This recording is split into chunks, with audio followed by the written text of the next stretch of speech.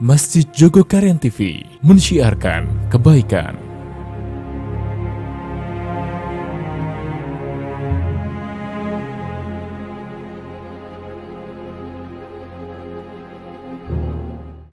Al-Quran, Al-Quran, Al-Quran, firman Tuhan, diturunkan malaikat Jibril kawan, pelajari serta diamalkan. Assalamualaikum warahmatullahi wabarakatuh. Adik-adik yang kakak cintai, dan semoga kalian hidup dalam naungan Islam secara sempurna. Hari ini Kak Bimo akan menyampaikan sebuah kisah dari khazanah kehidupan para sahabat Nabi. Salah seorang di antara mereka yang masyhur dan istimewa adalah pembaca Al-Qur'annya Rasulullah atau mukri Rasulullah, yaitu Abd bin Bishr. Dengarkan baik-baik, simak dengan tenang, dan semoga kalian mendapatkan pelajaran dari kehebatan laki-laki muda ini. Namanya Abd bin Bishr, pemuda yang berasal dari Madinah. Kalau di Mekah, sahabat Nabi yang paling tampan, kemudian meluk Islam, namanya adalah Mus'ab bin Umair. Keren banget orangnya, banyak yang menyukai pribadinya, parasnya, dan kepandaiannya. Di Madinah ada yang sama, namanya adalah Abd bin Bishr. Berarti Abd asal Madinah tergolong orang atau kaum Ansor, sedang Mus'ab adalah Muhajirin. Nah, ketika Nabi dakwah di Mekah, kondisinya amat sangat prihatinkan. Maka Allah kemudian titahkan untuk hijrah ke negeri yang namanya Madinah atau kota Yasrib pada waktu itu. Setelah dakwah yang berat dijalani, jalan dakwah Rasulullah di Mekah penuh ujian, tantangan, menyakitkan. Dakwah Islam bergerak dari Mekah menuju ke Madinah. Di Madinah ada laki-laki yang tampan gagah bernama Abd bin Bishr. Bayangkan ketampanannya ya. Jangan lihat saya, kalau kayak orangnya kan pede, potong dedet, gelap gulita ya. Nah, Abd bin Bishr ini mencari kabar tentang pria yang merupakan utusan dari Mekah, guru ngaji pertama yang dikirim Rasul ke Madinah. Namanya Mus'ab bin Umair. Ia datangi Mus'ab dalam majelisnya. Ia mendengarkan Al-Quran dibacakan, penjelasan makna-makna Al-Quran itu, dan kemudian mengucapkan asyhadu alla ilaha illallah wa asyhadu anna muhammadar rasulullah. Alhamdulillah, yang mendapatkan nikmat paling besar dari Allah, yaitu iman Islam, sehat, dan umur panjang. Nikmat iman Islam itu nggak semua orang mendapatkannya. Meskipun pandai, meskipun kaya raya, tapi terpilih. Yaitu orang yang dipilih Allah karena membuka hatinya kepada hidayah Islam itu sendiri. Tapi yang nutup diri ya namanya orang kafir, ya, nggak menerima hidayah itu. Nah, teman-teman semuanya, rupanya Abd bin Bishr punya keistimewaan. Selain cerdas dan paras yang indah, ia memiliki suara yang bagus, suara yang indah. Ketika ia baca Al-Quran, makin berindah Al-Quran, membuat banyak orang terpesona dengan bacaannya. Satu hari ketika Rasulullah sedang bercengkrama dengan Aisyah di kamarnya, sedang berbincang-bincang, ada orang baca Al-Quran. Di mana? Di dalam masjid. Misalnya kakak baca surat Al-Quran, inna fi khalqis samawati wal ardi wa ikhtilafil laili wan nahari la ayatil liulil albab. Dibaca sampai waktu yang sampai ruku, pungkasan dari bacaan Quran itu, dari makro itu. Rasulullah mendengar bacaan itu, Nabi terpesona. Ingat, Nabi pernah bersabda, Zayyul Quran bi aswatikum. Hiasilah Quran dengan suaramu yang bagus karena akan menambah keindahan Al-Quran itu sendiri. Rasul bersabda, wahai Aisyah, apakah itu Abad bin Bisir yang sedang mengaji? Aisyah mengatakan, benar ya Rasulullah, itu suara Abad bin Bisir. Rasul berkata, semoga Allah mengampuninya. Artinya Rasul mendoakan karena ridho kepada apa yang dilakukan oleh Abad bin Bisir. Ketika perjalanan atau syafar ke kota lain untuk berdakwah, ketika terjadi peperangan, Abad bin Bisir mendampingi Nabi sebagai pembawa mushaf, pembawa Al-Quran, dan ia membaca Al-Quran disimak Nabi Muhammad SAW. Karena itulah ia disebut sebagai mukri atau pembaca Al-Qurannya Nabi Muhammad. Di samping sahabat lain yang menulis sebagai katib, sebagai penulis Al-Quran, dia juga merupakan pembaca Nabi. Masya Allah, istimewa. Semua orang istimewa, punya bakat istimewa, juga diistimewakan Allah. Dimanapun, kapan berada, sepanjang digunakan untuk kemajuan agama kita yang mulia ini. Nah, dalam sebuah peperangan, di mana Nabi Muhammad memimpin perang itu, perang melawan orang-orang kafir, namanya perang Zatul Riqa. Di kampung Zatul Riqa. Perang sangat sengit, berkecamuk. Maju, Allahu Akbar. Panah ribuan berdesing saling menyerang. Dari arah musuh, dari arah kaum muslimin, berganti-gantian panah saling ditembakkan.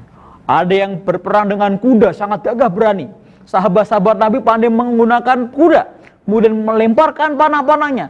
Tombak saling dilemparkan, pedang berdenting saling beradu, ada yang bergulat. Walhasil Allah memberikan kemenangan untuk umat Islam. Kemudian Nabi memasuki Zatul Riqa, menawan yang sudah menyerah. Kemudian ingat, Nabi selalu berpesan, yang menyerah jangan disakiti, anak-anak dan perempuan jangan disiksa, yang bisa dijadikan tawanan kita bawa ke Yasrib.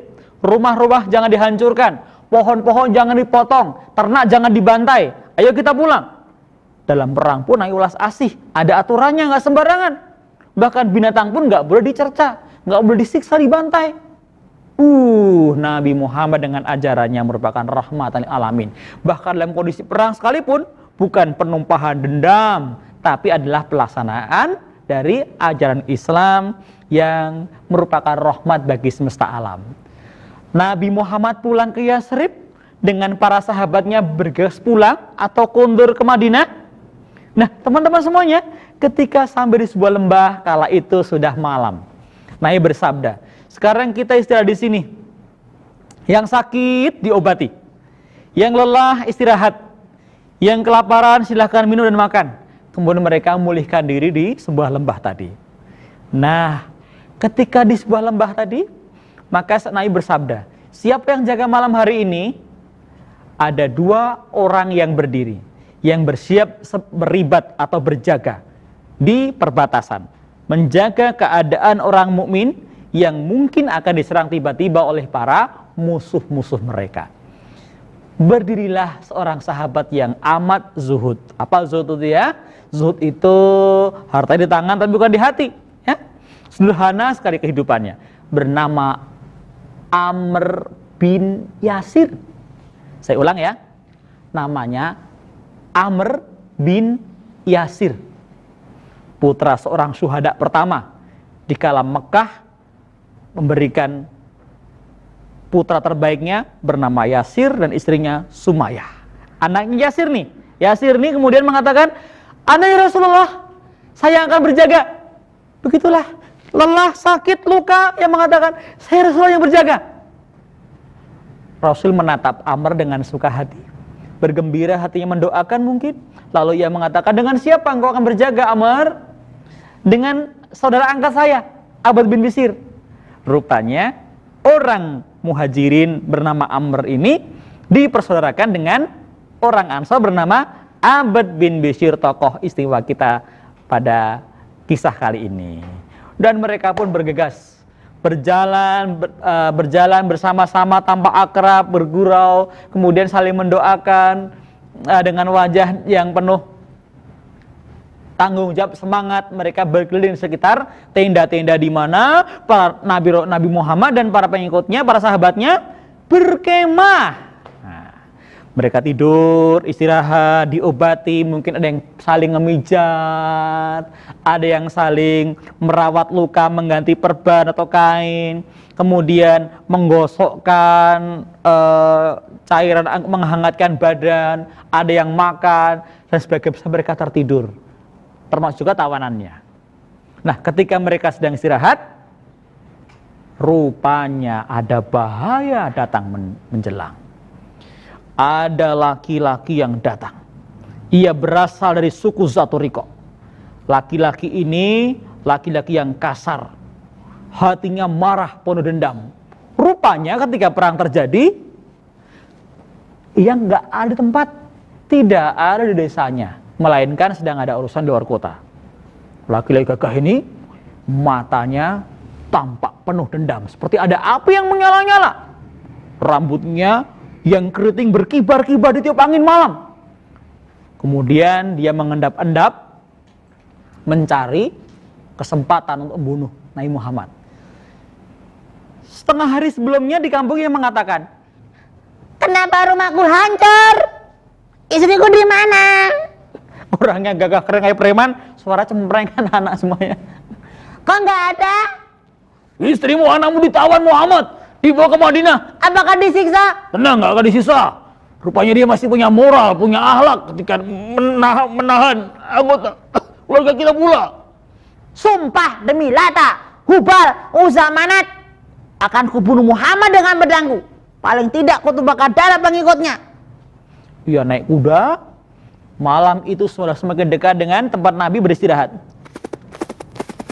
Ketika melihat ada orang yang sedang berdiri di tengah padang pasir, ia melihat rupanya Amr dengan Abbad bin Bishr sudah buat perjanjian. Amr tidur dulu, Abbad berjaga-jaga. Ia sholat malam sambil berjaga-jaga jangan sampai ada musuh menyerang Nabi Muhammad dan pengikutnya di kemah.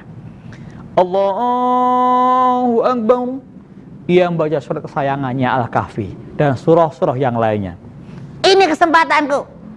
Dia ambil panah, dia pasang di busur anak panah itu, kemudian letakkan di tali, ditarik sekuat-kuatnya dan panah melesat di kegelapan malam, tidak terlihat oleh mata. Dan Abbad yang sedang baca Al-Quran, wasiqal ladzina taqaw rabbahum ilal jannati zumara. Panahnya menancap di dadanya. "Kena, ayo mati, ayo mati." Gembira sekali orang kafir itu. Tapi Abbad kemudian dicabut panahnya, ia lempar ke tanah. "What? Kok nggak mati? Kuat banget." Panah yang kedua pun diangkat.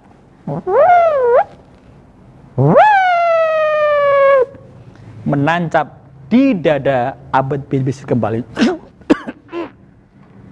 Dicabut kembali, dibuang kembali. Ya ampun, sudah 2 panah ia cabut.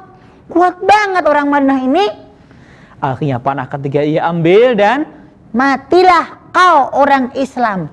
Ini panah yang sudah kulumur racun." Mungkin begitu kata-katanya. Panah melesat dan menancap dalam di tubuh Abbad bin Bishr tanpa usaha untuk menghalang merintanginya. "Mati kau orang Muslim!" Dan akhirnya adik-adik, pada pukulan panah ketiga ini, Abbad bin Bishr kemudian apa tadi?